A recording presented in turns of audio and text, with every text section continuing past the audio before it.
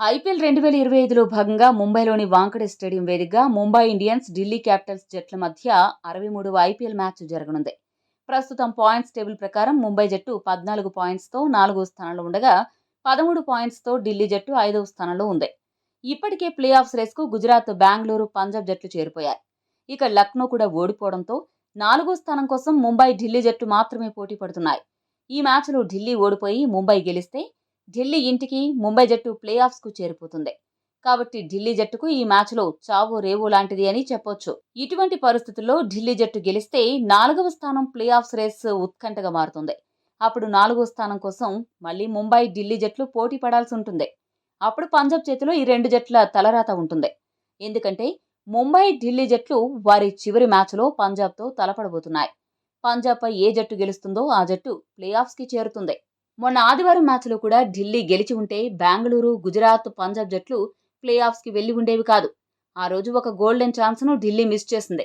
మరి ఈ రోజు మ్యాచ్లో ఢిల్లీ గెలిచి 4వ స్థానం కోసం తన ఆశలు నిలుపుకుంటుందా, లేక ముంబై చేతిలో ఓడిపోయి ఆ జట్టును ప్లే ఆఫ్స్కు పంపిస్తుందా అన్న విషయం తేలాల్సి ఉంది. మరి ఇంత కీలక మ్యాచ్లో రెండు జట్ల బలాబలాలు ఏంటి, ఏ జట్టుకు గెలిచే అవకాశాలు ఎక్కువగా ఉన్నాయి అనే విషయాలను ఇప్పుడు మనం చూద్దాం. ముంబై జట్టు ఇప్పటి వరకు వాంఖడేలో 6 మ్యాచ్లు ఆడగా కేవలం 2 ఓడిపోయి 4 మ్యాచ్ల్లో అద్భుత విజయాన్ని నమోదు చేసింది. దీన్ని బట్టి వాంఖడే ముంబైకు ఎంత పెద్ద కంచుకోటనో అర్థం చేసుకోవచ్చు. ఆ కంచుకోటని బద్దలు కొట్టాలంటే ఢిల్లీ డబుల్ ఎఫర్ట్ పెట్టాల్సిన పరిస్థితి కనిపిస్తోంది. ముందుగా ఢిల్లీ జట్టు విషయానికి వస్తే ఆ జట్టు బౌలింగ్, బ్యాటింగ్ రెండు విభాగాల్లో కూడా కాస్త వెనకబడినట్లే కనిపిస్తోంది. బ్యాటింగ్ విభాగంలో కేఎల్ రాహుల్ మినహా మిగతా ఆటగాళ్లు ఎవరూ కూడా భారీ స్కోరు చేయలేకపోతున్నారు. వేగంగా పరుగులు సాధించలేకపోతున్నారు. కేఎల్ రాహుల్ కూడా మధ్య ఓవర్లలో వేగంగా పరుగులు సాధించడంలో వెనుకబడ్డాడు. అదే సమయంలో ఢిల్లీ బౌలింగ్ విభాగం కూడా కాస్త వీక్గానే కనిపిస్తోంది. స్పిన్ బౌలింగ్ పర్వాలేదు అనిపిస్తున్నా ఫాస్ట్ బౌలర్లు పూర్తిగా తేలిపోతున్నారు.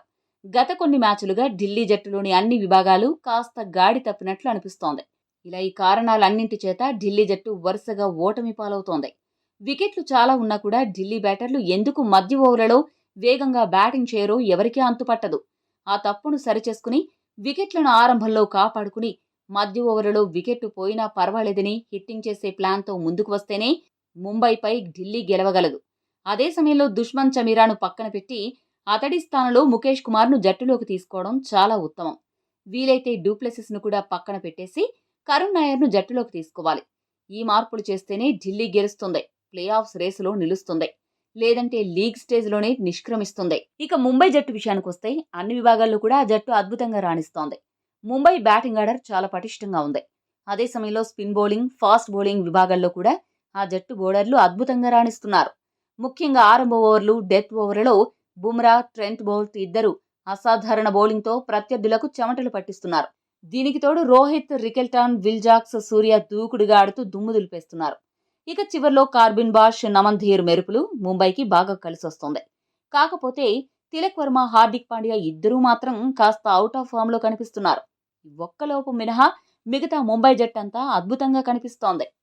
ఇటువంటి పరిస్థితుల్లో ఈ రెండు జట్లను అన్ని విభాగాల్లో గనుక పరిశీలించి, విశ్లేషించి గమనిస్తే మనకు అర్థమయ్యే విషయం ఏంటంటే, స్పిన్ బౌలింగ్ విభాగంలో రెండు జట్లు సమానంగానే ఉన్నప్పటికీ ఫాస్ట్ బౌలింగ్ అలానే బ్యాటింగ్ విభాగాల్లో ముంబై జట్టు చాలా ముందంజలో ఉంది. ఆ జట్టుకు వాంఖడేలో అసాధారణ ట్రాక్ రికార్డు ఉంది. ఈ విషయాలన్నీ గనుక పరిగణలోకి తీసుకుంటే ఈ మ్యాచ్లో ముంబై జట్టు గెలిచే అవకాశం 70% ఉండగా ఢిల్లీ జట్టు గెలిచే అవకాశం 30% ఉంది. మరి మీ దృష్టిలో ఈ రోజు మ్యాచ్లో ఏ జట్టు గెలుస్తుందని భావిస్తున్నారో కామెంట్ చేయండి. మరిన్ని స్పోర్ట్స్ అప్డేట్స్ కోసం మా ఛానల్ని సబ్స్క్రైబ్ చేసుకోండి.